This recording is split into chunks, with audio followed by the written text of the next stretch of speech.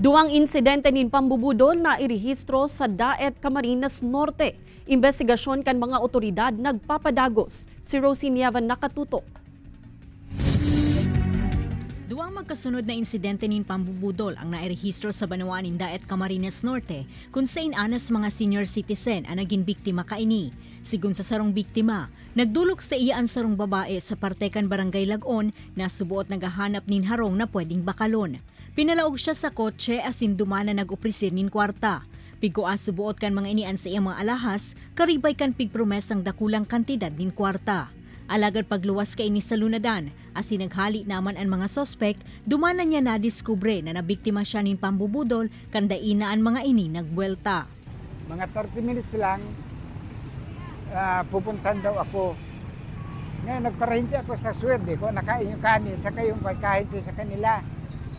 Tapos, tinawagan ko yung kapatid ko, sakit pamangkin ko, pumunta rito na alangan niya ako.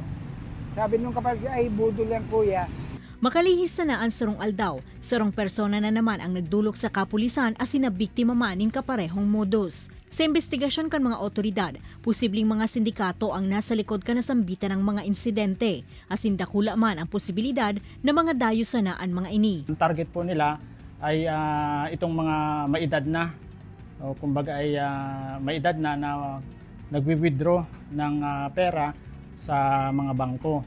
Sa ngunyan padagos ang pigibong investigasyon kan mga otoridad, mantang nagpagirumduman ang mga ini sa publiko na maglikay, asin pirming rigmat sa gabos na oras nganing malikayan ang mga siring na insidente. Ini si Rosie Nieva, Balitang Bicolandia.